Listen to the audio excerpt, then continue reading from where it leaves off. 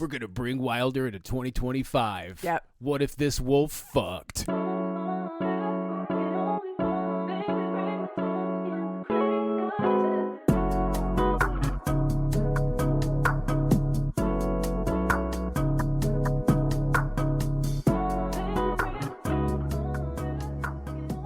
Hello and welcome to another episode of Cheap Smut. My name is Katie Mizell. And my name is Carl Mizell. And this is a podcast that is feeling kind of bad because I made us run behind. But we're starting now. Hello, honey. How are you? I am good. We can make it, we'll treat it like it's an airplane. We'll make up a little time in the air. Yeah, we'll do our best. Maybe I'll shut the fuck up for once. No, you don't have to do that. I like it when you make jokes. Oh, good. As long as everybody else does. That's the important. No, it's not. No, it's not. It's whether or not you laugh. Mm-hmm. We always say we're going to do this if nobody listens. And right now, less people are listening than they have in the past. But that's what happens when you go on hiatus. Yeah, listenership is down, but that's okay. That's fine. We don't mind. Really, really do not care. Nope. That's just a little peek behind the curtain and how the sausage gets made, that sort of thing. But when you go on break for 2 months, people forget about away. you. That's fine. Yeah. You'll be back. Yeah. You'll be back. You'll be back. Soon you'll see. I can do a pretty good Little Groff sauce. Yeah, Groff sauce. It's the way he says back. Yeah. You'll be back. There's something about it. Just so sassy. It's terrific. He's such a sass pants. I I would've- would love Jonathan Groff. I as great as he was in that role, I would have loved to have seen the original King George, Michigan's own Brian Darcy James, who was the workshop. Yeah, did he was the some workshop workshops. of King George, the off-Broadway original King George, Yeah. and most famously, Shrek. Yes. From Shrek the musical, Yes. and Saginaw native, I believe. Yep. Saginaw native. Homegrown boy. We are very proud of our talent. Another, it was not originally on Broadway, was a comedian, but another guy who ended up on Broadway, Yeah. Stephen Lynch. Yeah, Stephen Lynch. Yep. Very From Saginaw. Very talented comedian. Yes. Extremely gifted. Yeah. And played Robbie in The Wedding Singer. Yes, he did. Mostly because of his ability to make jokes while playing the guitar. Yeah. Yeah. And then sing I played angrily. I played Robbie. You played Robbie in a local production of The Wedding Singer at the Fenton Village Players like a decade ago or something. Yeah, more than, it was like 2013, Well, it was the 2014. year after we got married. Yeah, so 2013. Yeah. Yeah. I got to wear my wedding dress again because I got to use it as a costume. That's right. Yeah. Yeah. Because I played an angry bride who beat up people in the middle of my wedding. That's right. Yeah. Oh, I was God, also the dance captain for that Yes, show. you were. And you did such a great job. That was such a fun show. That was a really fun show. I would do that show again in a heartbeat. But anyway, we're not here to recap our CVs. We're here to do a podcast about smut. And what are we talking about this week? You've been hyping this up. I am. Yes. Okay. This was Howls and Home Runs by Biblio Barbie. That's what I read this week. And it is bonkers. I have been so excited to tell you all of this. I can't wait. So we might as well just get started. Yes. So Biblio Barbie, a.k.a. Danelle, started as a bookstagram influencer. Eventually she became like I think they call her Biblio Barbie, the Duchess of Dong, and the Mistress of Monster Fucking, I think, are the things that they call her. But she is a beloved, delightful member of our community. And eventually, like she always does, Cassie from Unfortunate Reads managed to get her uplifting and supportive little claws into Danelle and convinced her to write a book. And that's how this book came about. We have Cassie from Unfortunate Reads to thank for like at least 4 of my favorite books. Yeah.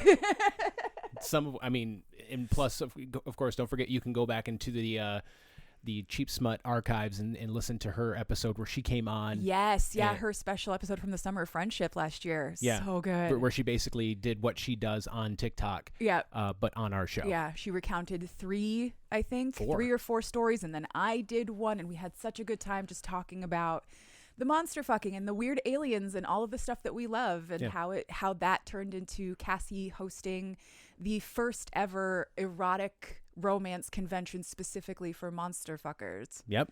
Monster Erotica Book Con coming up in May 8th through the 10th. Yes, and we will be there, as will Biblio Barbie. Fuck she is going to be in attendance. I can't remember if she's going to be there as an author or there as an influencer, but either way, she will be there, and I'm excited to meet her. Well, I'll let you know if I'm excited to meet her after I hear the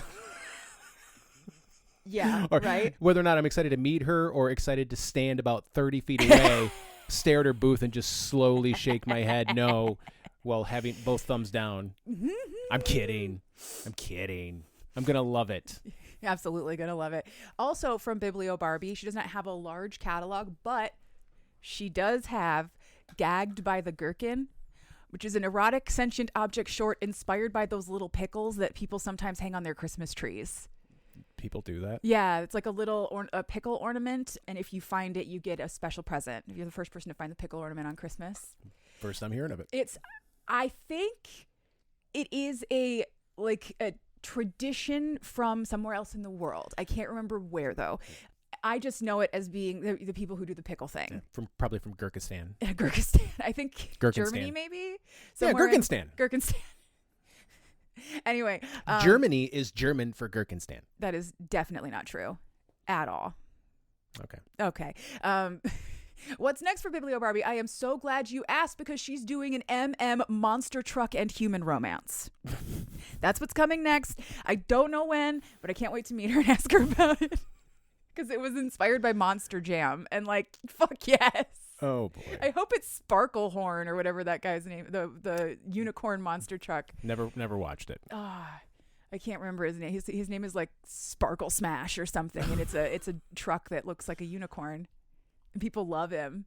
God, I love it so much. Okay, so anyway, back to Howls and Home Runs. This is book 1 in a series that I will not be naming because it gives away something. Okay. And I'm trying to keep this locked up as long as possible so I get a good reaction to it. But it is available for $2.99 or through Kindle Unlimited. I believe it is $7.99 for a print-on-demand paperback. Our triple T's this week. Again, this is a novella with very low stakes, so all of these triggers are pretty tame. Mentions of past trauma resulting in PTSD and panic attacks for both the MMC and the FMC. Mentions of past parental maltreatment to the FMC. Accidental death with mild gore. On-page murder of a secondary character. Sexual harassment of the FMC. Blood and bodily fluids. And mustache hating. Okay. Our tropes. This is a sentient object romance featuring a cis heterosexual human FMC and a non-human MMC who has gained sentience. It is also an insta-love story. Oh, how we love those. Yes, we do. Our titillations this week are graphic sex. I hope so. Fellatio, cunnilingus, nodding, fluids, like a lot of fluids, detachable body parts, and good boy. It's crazy. Like you're rattling off the craziest shit, and then it's good boy. Good like boy. It's just like, oh, okay, Yep. all right, Yep. all right. Well, Titillation, though. let's get after it. Good boy. Okay, so this week we are going to begin with our MMC. His name is Wilder. Wilder is part of the Westland Wolves, which is a fictional. What is that? Fictitious MLB team. And It's a fictional word. Yeah, it is. It's a fictional word. Good for me. Look, I'm Shakespeare making up words. So they're the Westland Wolves. The Westland Wolves. And they are in line with something like the Cardinals or the Yankees. They are beloved nationwide. Okay. Multiple pennant holders, World Series regulars. Yep. They're the Wolves, right? Mm-hmm. And they are a beloved family institution. People particularly love Wilder because he is the mascot. Yes. Yeah, you kind of figured that was Yeah. where this was going. Yeah, I was hoping that maybe it would be a bigger reaction than that, but this shit was fucking wild. Oh man. no, So, it can still get crazy from here. it's gonna. So Wilder is nearly 7 feet tall. He has red-brown fur and a patch of like creamy white on his muzzle and his chest. He has big yellow eyes and claws and fangs and a tail, the whole deal. He's a wolf, right? He is Wilder Wolf of the Westland Wolves. So he's not a suit? He is a fursuit. Okay. Yeah. Okay. He's the mascot All right. costume. Okay. So Wilder isn't exactly sure how he came to have a consciousness. He says he just woke up one day. when he first woke up, was inside of a dark, small, cramped space, which we eventually learn is his locker where he sleeps. I've been in the tunnels of our local minor league stadium. Yep. And I've seen where they keep that. Yeah. So I know. Yeah. God, that would be terrifying. It'd be like waking up in a hyperbaric chamber that smells like a mop. Seriously. Wilder theorizes that his handlers have imbued him with their life and their emotions over time, and each handler sort of gives him a little bit more. Each one lends him more personality. Handler or wearer? Wearer. Okay. Handler. That's okay. what they call them. Okay. I just want to make sure. Thank you. So first there was Jerry, who was a truly mean asshole. Like, he scared kids on purpose and tripped the drunks. He eventually got fired for burning holes in Wilder with cigarettes. Then there was James, who was very young and very sad. He cried inside of Wilder, soaking the foam up, like tears into the foam. And that was when Wilder learned that emotions are learned from his handlers, because that is how he learned the emotion of sadness. And that's also how he learned he does not like that. Yeah. He doesn't like sadness. It's not a good one. It's also how he learned about mold. Yeah, right. Those tears don't dry in that poorly ventilated closet. I swear to God. Next came Andy, who was this animated, hedonistic, fun-loving guy. Wilder liked being his friend. He liked Andy in the suit. Andy introduced him to feelings of envy and lust. He would jack off inside of Wilder, and Wilder felt the ecstasy of climax for the first time. Eventually, Andy borrowed Wilder and wore him to a sex party. So Wilder had sex for the first time. I don't. While Andy was wearing him. Over the course of his life so far, he has developed and determined that he is also male, because he's only ever been worn by male handlers. Yeah. He has a full complement of human emotions. Yeah. I'm trying to think. That is, if this team is as big as they are, that would be akin to who's ever currently sporting the Phillies fanatic costume, taking that to a sex party. Mm-hmm. You have to trust every single person. I'm guessing that a lot of these events, that no phones, no that sort cameras, of thing. yeah. But still, somebody's going to talk and say they fucked the Philly fanatic. Yeah. Somebody's going to talk and say they fucked the Westland Wolves. They fucked the Westland Wolves. Yeah. It's like taking Gritty to a party. Like, imagine fucking Gritty at a party, though. That's insane. If I were Gritty. And if anybody is sentient, by the way, it's fucking Gritty. Yeah. But if I were sporting Gritty and I wore Gritty to a sex party and I fucked somebody as Gritty, as soon as I was done, I would lean over and whisper, "No one will ever believe you." Yep, exactly. That's what I would do too. Yeah. No one will ever believe you.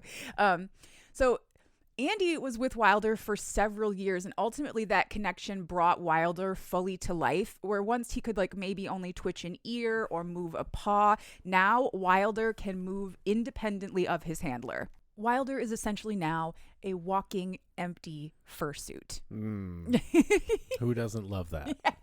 Somebody out there wants that real bad. I'm sure of it. Well, here, let me eliminate any suspense. It's not me. It's never you. No. It's never once been you in all of this. Not unless you're thick, soft, yes, tall, okay, furry, sentient, yes, yeah, because sentience is good. Human, no, never. I knew. I've been on the show long enough. I know I have to ask. Anyway. Yep. Go down the list of questions. Yep. Well, I'll tell you if we're going to stop. Okay. So. Pick one of those charts. If then. Yeah. Is it blank? No. Move here. A flow chart, but for if Carl will fuck it. Exactly. We'll get right on that. I mean, ultimately it ends at, is it Katie? Yeah, basically. So one night, Wilder stood up while Andy was still in the locker room. Oh, no. And he scared the shit out of Andy. He tried to approach him and be like, "No, buddy, it's me, your friend." But he wasn't really fully in control of his own body yet. He ended up accidentally swiping Andy and cutting him pretty deeply with his claws. I don't know how. I thought he would be pretty like soft and tame, but mascot able to claw a man.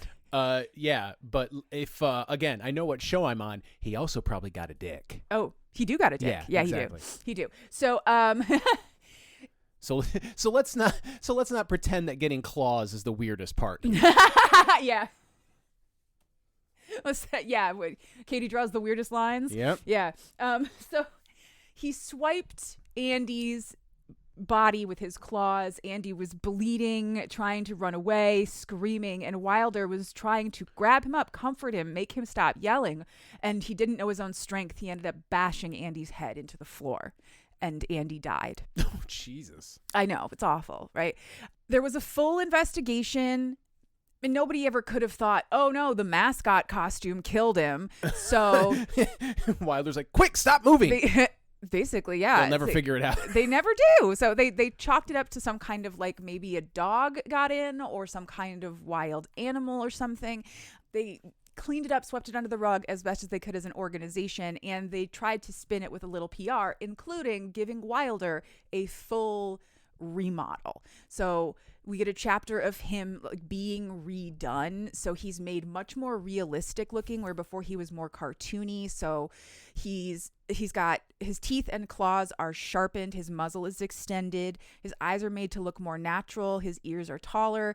His body is more muscular where it used to be round. Yeah, of course. He He's looks hotter. More like a real wolf. But also like those sexy wolf fursuits that furries wear. I was just going to say, I sitting around that meeting, the marketing team. Yep. We're going to bring Wilder into 2025. Yep. What if this wolf fucked? Exactly. Book talk, recalling. Exactly. This team exists in a world where book talk is a thing. So he looks like the kind of thing that somebody would spend $15,000 on because they needed to get laid at FurryCon. Yeah, you know? He's a premium persona. Exactly. When he is returned to Westland, he is brand new, refreshed, and ready for his brand new handler, our FMC. Her name is Lainey. I don't have a direct age for Lainey. I'm guessing somewhere in the mid-20s. She's average sized with red hair and freckles. In her youth, because she was just a weirdo, she was called Loony Lainey, and that sort of stuck with her whole life. So she's outcast, but very bright and sunshiny soul. I think at some point in the book, he even calls her Sunshine Girl. Like, she is the sunshine. A week before opening day, she comes to the stadium for the first time to meet Wilder and to sign all the paperwork and get to know him, quote unquote, which means read the handler's book, talk to coach, get, whatever information that you need in order to be, I would think, very exciting, the first woman to wear the wolf costume. Mm-hmm. When she shows up, Wilder is instantly obsessed with her. She smiles and she greets him as if he were real. She says, "Hi, Wilder, it's nice to meet you." And he's like, "Oh my God." Like, immediate, absolutely immediate.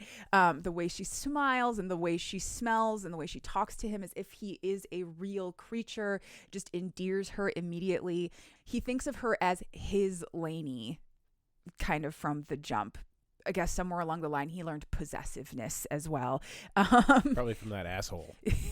Probably, yes. He's so excited that he immediately starts acting fucking stupid. So, like, as she is getting dressed, she takes off her outer layer to wear just like a sports bra and shorts under the suit because it's going to be hot in there. As she starts taking her clothes off, she hears like a disembodied whining noise and some growling, and then there's like a random thumping, which is his tail wagging. And just like our idiot dog, he's whining to get out of his cage. Yeah. At one point, she finds this weird clear liquid on the fur of the suit that she can't account for. It's drool. That's where you lost me, Barbie. Katie cannot do saliva. I read that from this point on. There's a few things that squicked me out. Anyway, so by the end of the first day, Lainey has practiced wearing the suit. She has talked to coach. She feels confident that she can handle all of this. But she is a little weirded out because she feels like she's being watched at all times. And she keeps hearing all of these weird noises. Oh, that's just because you are. She goes back to her Wilder's locker room, which is it's like an equipment room with a few extra lockers in it, and it's the only private space they have for somebody to change into the mascot uniform. She gets undressed, she sets him to the side, and she like momentarily wonders if Wilder is the one making those noises because she's very obviously alone. But then she's like, nah, don't be crazy. He's just your inanimate furry buddy. We'll see him tomorrow. Don't be loony laney today. So she puts him away and she leaves for the night. When the stadium is fully empty, Wilder gets back up and out of his locker. He thinks about his perfect and beautiful and wonderful new handler, and he jacks off with the dick that he apparently manifested at some point. That no one has noticed. Yeah. Well, it doesn't come, it's not out all the time. Oh, It no, like of course. extrudes like a dog, one assumes. And he tries there are a few times in the book where he has to try his best to like keep it inside because he doesn't want people to see that the mascot has a dick. But he assumes he sort of manifested that sometime around Andy, and his horny ass. May he rest in peace. And then all of a sudden somebody's going, why is the mascot wearing a dance belt? Right? Why is he suddenly wearing basketball shorts to the knee? So he jacks off, and he jacks off. So he's jacking it. And he comes across the tiled floor, and the image of the liquid hitting the floor has him flashing back to when Andy's blood was spattered across the floor, and suddenly he is having this panic attack as he does his best to clean up the mess, but he's got full-on PTSD from this horrible thing that happened to him with Andy, and he puts himself back into the locker for the night and cries. Sees a bunch of semen on the floor. Yeah. Thinks of blood. Yeah. Which gives me a lot of questions about Andy's blood and Wilder's semen. No, it was more just about like the sound of the liquid splattering across the floor. and the quantity, apparently. Quantity, yes. Also the quantity, apparently. Yeah. There's, like I said, in the titillations, a lot of fluids were in this book. Yeah. That night, Lainey dreams of being chased through the stadium by like a shadowy canine figure and flashes of plush red fur. And when she wakes up, she is like panties soaked. Every single time we meet this woman in a scene for the rest of the book, she's like, oh no, my panties are soaked again.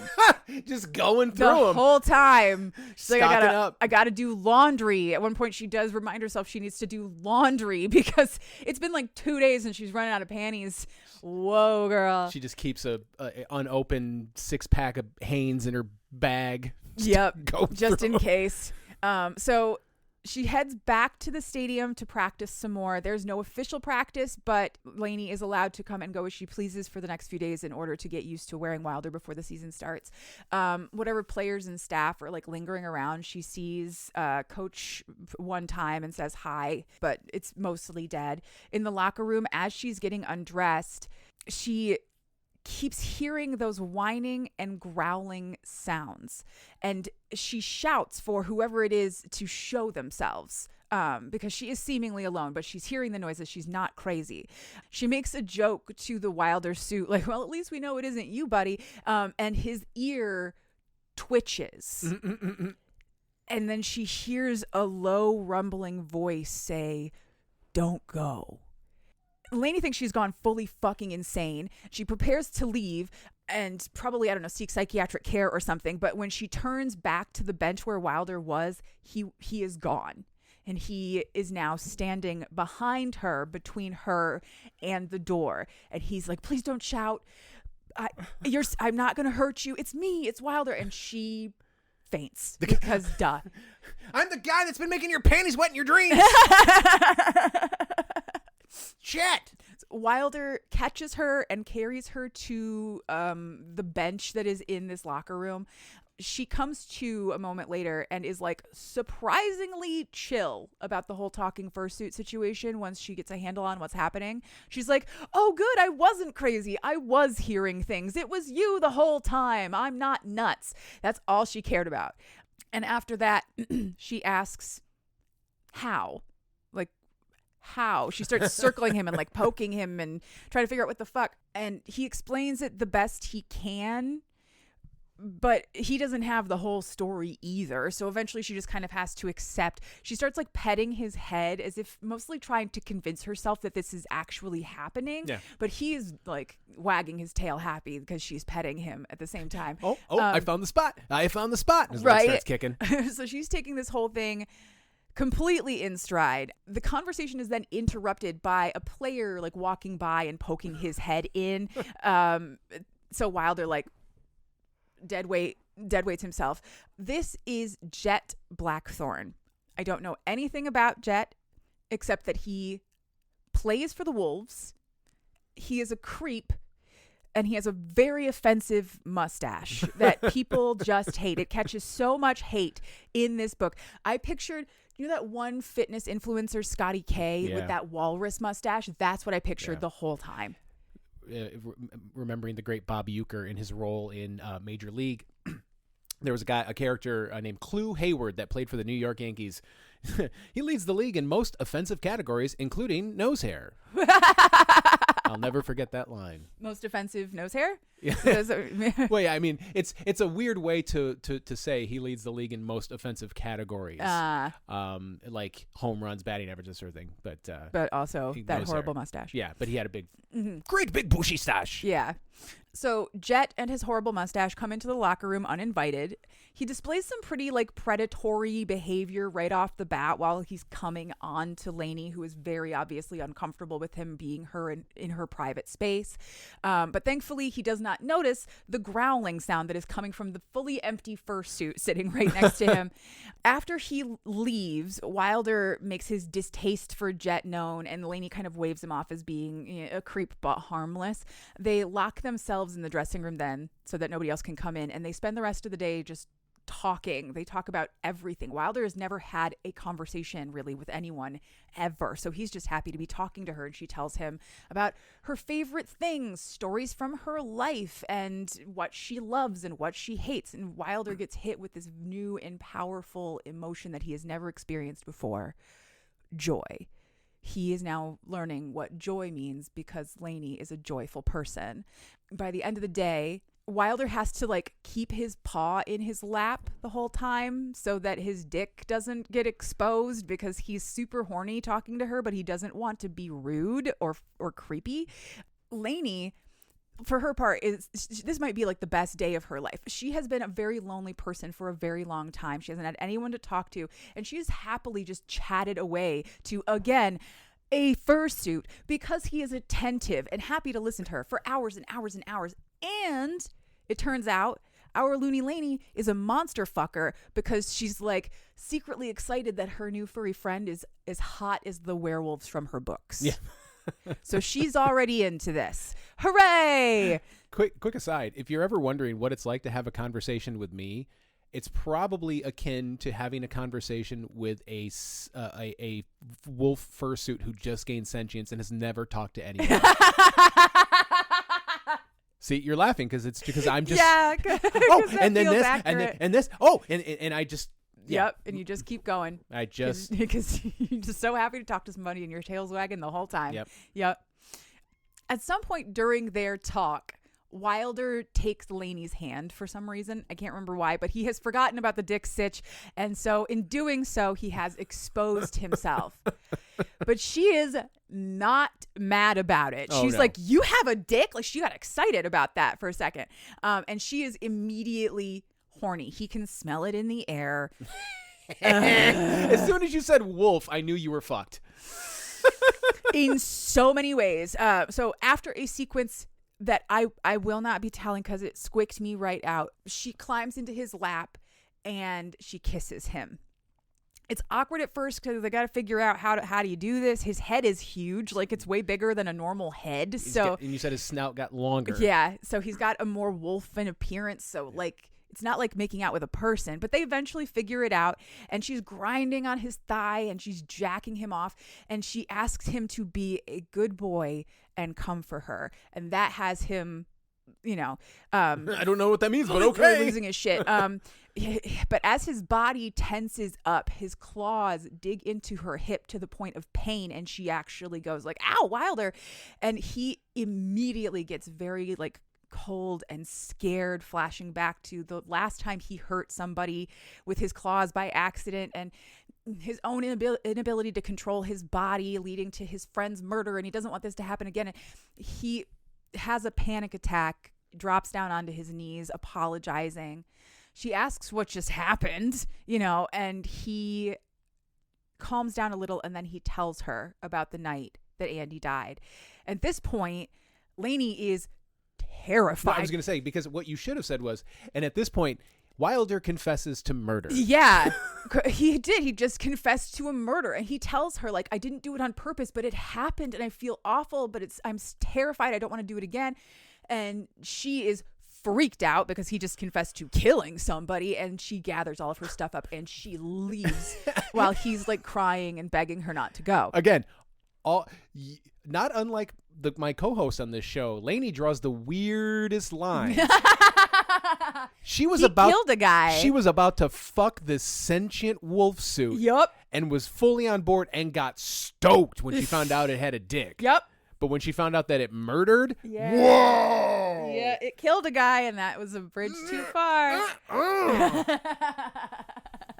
Yeah. So Wilder climbs into his locker and cries himself to sleep. He doesn't really sleep, but his consciousness drifts away until the suit is no longer possessed by a body. He cries until he is no longer. Until he doesn't. Until he doesn't. Exactly. Lainey drives herself home, and she throws herself into bed and cries as well. She cries for Andy, this poor guy whose death was like this blip and turned into a PR opportunity.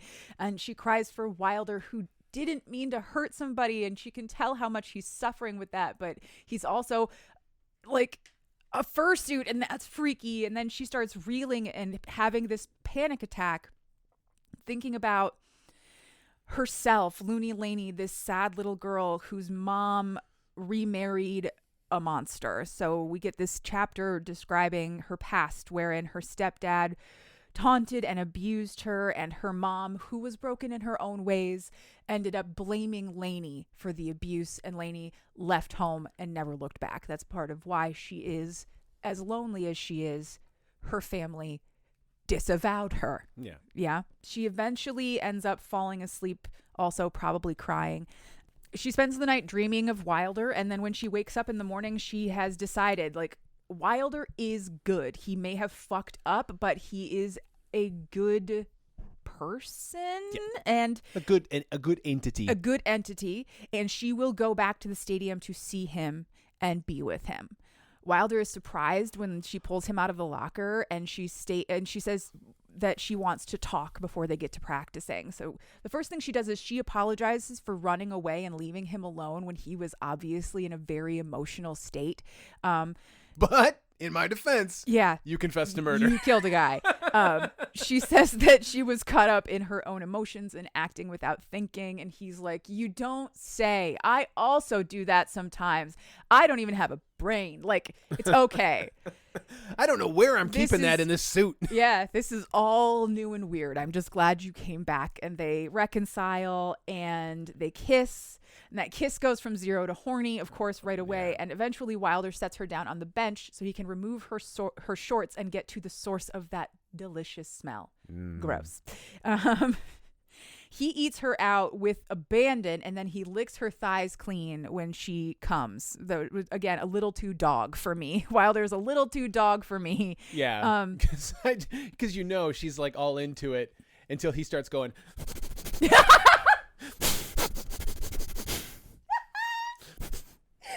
No, absolutely not. So after if I did that, oh my God, I would kick you in the face. I would get my shit rocked. You would. Also, my shit would get divorced. Rocked and then divorced. Summarily. In that order.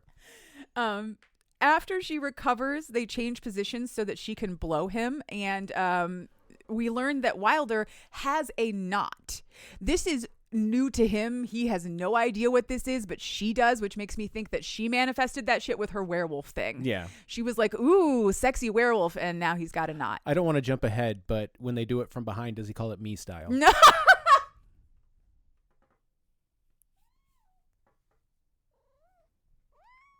Hi, Dan. Hi, Dan.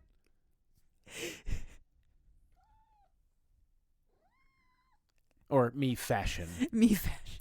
No. Okay. No, he does not. No. They also never do it from behind in this book, so No. I guess we never really find out. So she sucks his dick, and he's like, okay, this is the best thing that ever happened ever, obviously. Yep. And he gets so into it, and he leans back too far, and his head falls off. Been there. His head is still completely sentient when separate from the body. The body still functions completely fine separate from the head. And I don't think I like that. and Lainey starts laughing hysterically because what the fuck else are you gonna do? And instead of putting his head back on his shoulders, he says, no, put it between your thighs so I can eat you out while you suck my dick. Okay. Now, that's a good, yeah. I mean, that's a good, my thought would be like, no, put it over there. I want to be able to watch. Okay. So the way she worded things in the, what do you call it?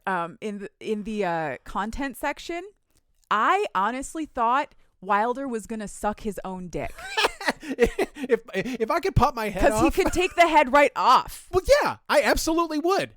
I thought he was going to suck his own dick, and then he didn't. So Biblio Barbie, Danelle, if you are listening, please, in the future of the mascot meetup series or mascot mashup series, whichever it is, somebody has to suck their own dick.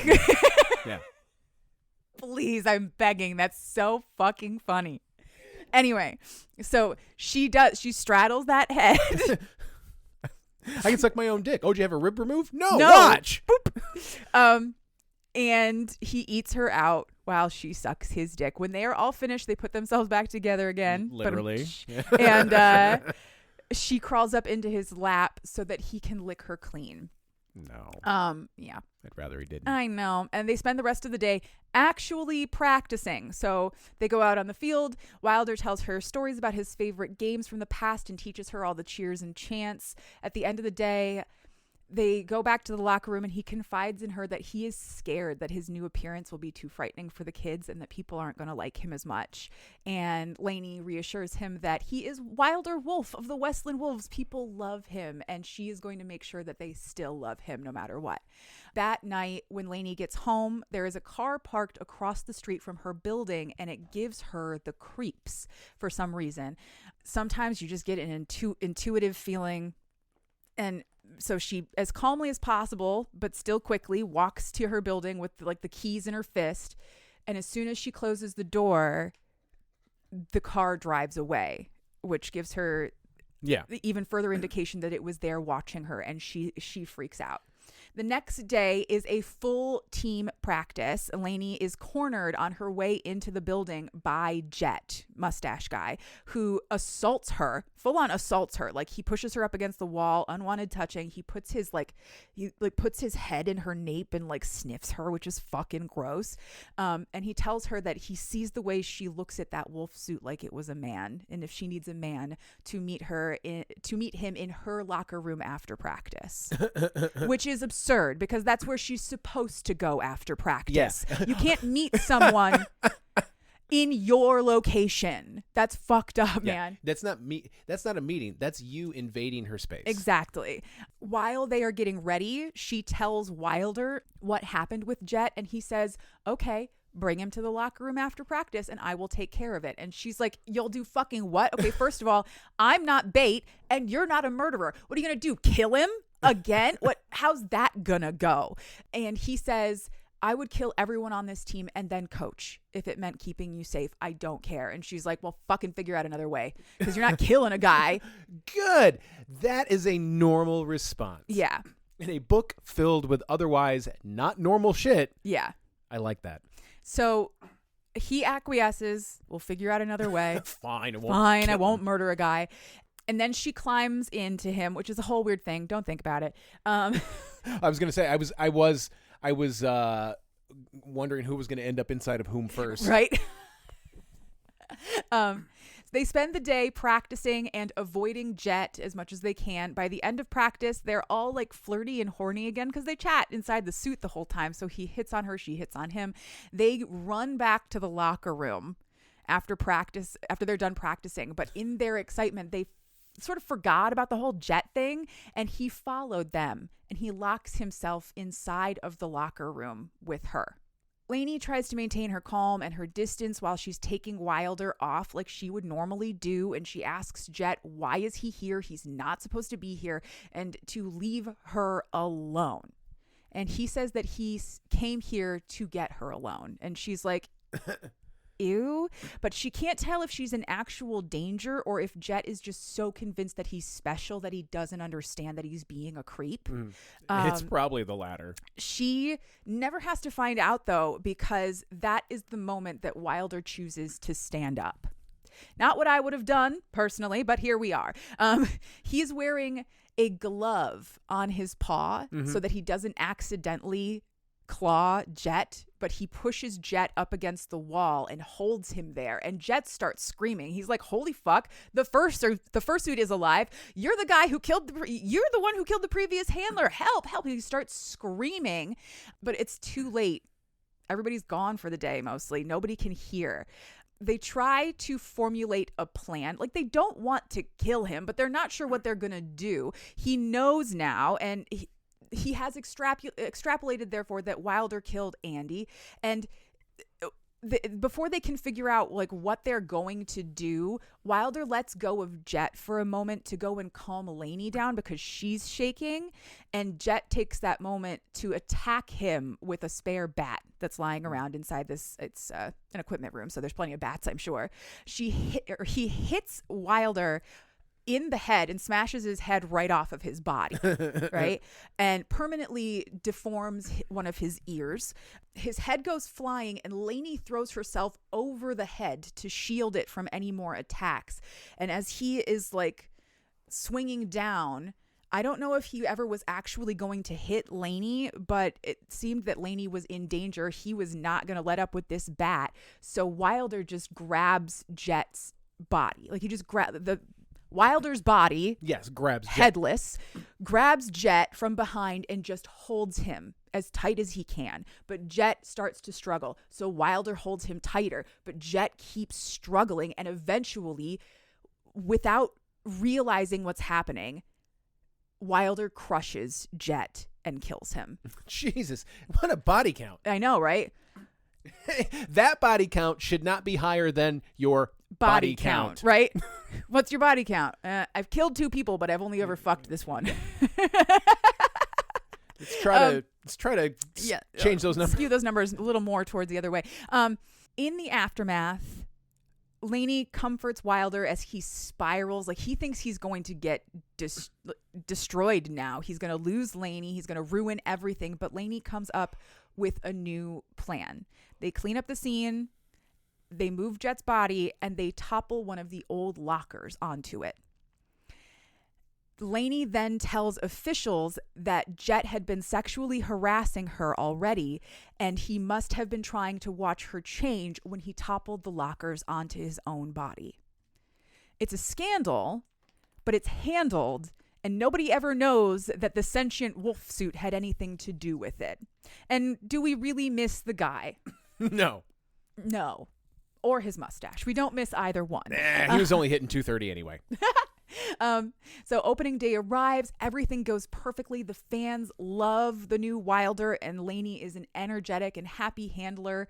After the game, when everyone has gone home except for them, they finally fuck about it. So at this point, Lainey pretty much exclusively refers to Wilder as good boy or my good boy, which is like an instant erection maker for him. They fuck on their bench. It's the only piece of furniture that's in there. They fucked on it constantly. And he knots her. But I am assuming that he has a more normal sized dick because there's never any reference to like the size of his dick. So I don't think he's like monstrous or anything. But she does take that knot. And then they're stuck together for a while because that's how that works. When they finally get up and separate, the mess is excessive. What comes out of her is excessive. But Wilder does not have a panic attack about it. That's growth. Lainey then leaves a note that she's taken Wilder to be dry cleaned after a very successful first day, and then she takes him home for the night. The end. But we have an epilogue, and the epilogue is a long life wrap up, which I love. So Lainey becomes the longest serving mascot handler in Wolves history. Oh, yeah. But times eventually change and baseball moves on. The Wolves get sold, they move, they rebrand. And when she retires, when they retire the Wolves, they gift him to her for her years of loyal service. Then she retires to a cabin in the middle of fucking nowhere so that she and her living wolf suit can live happily ever after. I don't know how long she played for or how long she did that. We get another scene of them fucking in the woods, like him chasing her through the woods and them fucking in the woods in the epilogue. My guess is at this point in their lives, she's probably in her 40s, maybe even 50s. Yeah. But she's living this beautiful long life with Wilder. They live and they are happy. And then Wilder becomes careworn and shabby. Even as Lainey repairs him, he can't be repaired forever. But she is growing older too, and her body starts to fail. And when it is her time to die, Wilder is by her side, and they both go at the same time. Jesus Christ. And that was Howls and Home Runs. Thank you so much. Yeah, the head came off, and now I'm crying. I have never... ever seen one of the books on this show pull such a fucking 180. I know. An emotional 180. I'm sitting here thinking about a version of this story where like it's real, and I'm reading an article about it on The Athletic, and I'm going, I think she fucks that suit.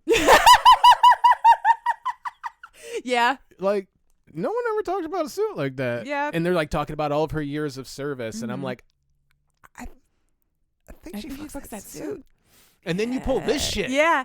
And then they live until they are old and they die in each other's arms. And I was like, well, he's going to live forever. But no, Biblio Barbie leaned into the fact that suit would deteriorate. I love it. Yeah. It was beautiful at the end. It was wonderful. I loved it so much. And that was Howls and Home Runs. Like I said, that is book 1 of the mascot mashups series, I believe. And it's the only book that's out right now. The next book is coming, and I believe it is going to be basketball next time.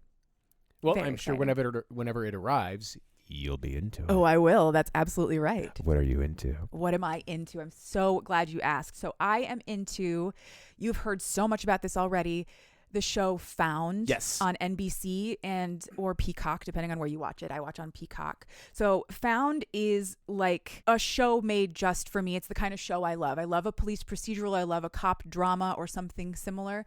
But in this case, it stars Shanola Harris, who played V on Shameless. If you remember, she was their next door neighbor. And she plays this absolutely incredible woman named Gabby, who runs a private firm which leverages their skills in finding missing and abducted people. It also stars Mark Paul Gosselaar as Sir, her former abductor. Yeah.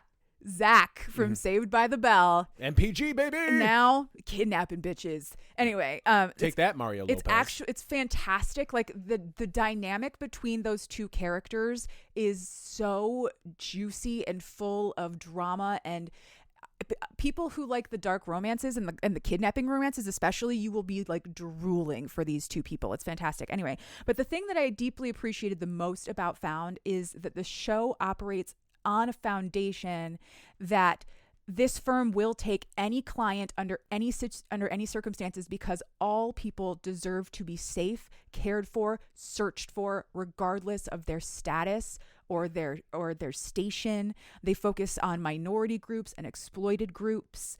And they also have some of the most like compelling interpersonal dynamics in the family that is the firm. But they do all of this through a lens of reminding us all how important it is to care for people, all people, not just the pretty blue-eyed blonde ones. And it's a great show. So good. Feels like it should be like a Shondaland show, but it's not. Yeah, that does have Shondaland vibes. Yeah, it does a bit. Yeah. But that, so yes, found on Peacock. That is what I am into. What are you into? Unsurprisingly, I am into the show that we started last night. I am into the Netflix animated series Scott Pilgrim Takes Off. One of the pop culture things I can claim OG status on. I was an early reader of Scott Pilgrim Volume 1 back in like 05, I think, 04, 05 when it came out. Was madly in love with that series. I was hosting a radio show at Kettering University, WKUF LP 94.3 LP. FM LP. I can't remember how. But you had to say LP because it was low powered. Legally, we were required to say that. And I remember getting an email of like aggregate information, and that's when I found out that Edgar Wright was going to be directing a Scott Pilgrim adaptation, which then took a couple years to get off the ground. If you've seen the movie, it's phenomenal. You know that. If you haven't, go watch the movie from 2010. The cast of that movie. Before it was Chris Evans before he was huge. It was Brie Larson. It was Anna Kendrick. It was Aubrey Plaza. All these names. Kieran Culkin before anybody knew who the fuck he was. And Michael Cera and Mary Elizabeth Winstead. Just a ton of names. They have in the 15 years since they made that movie. They've all stayed friends. They have a legendary email chain that continues to this day. And then when Edgar Wright was or like whoever was putting it together was like, hey, you guys want to do this again? Every single person came back. Yep. The animation is unbelievable. If you're familiar with the story of Scott Pilgrim, you will not see this coming. There are some major changes that take place, some major story beats that change. It's an expansion on the characters, and it's hilarious and it's sweet. The moment that we talked about last night that I don't want to I don't want to spoil it. But it was beautiful. That was the moment, like I said, the moment that got me on board with the show. Because I'm sorry, please continue. No, it's okay. I was just going to say, it's basically a scene between two characters playing music together for the first time. And the way it's visually represented, that is the way it feels when you're playing music with somebody and you just lock the fuck in. And it feels like that. Now, I think those characters have a little more going on than just that. Oh, I fucking hope so. But anyway, it was amazing. Yeah. To your point. Yeah. I like Scott Pilgrim a lot. I love Scott Pilgrim, but in the intervening years, I have become tired of Scott Pilgrim. There's nothing wrong with him per se. It's just I'm really sick of whiny 23-year-old boys who somehow manage to save the day. Yeah.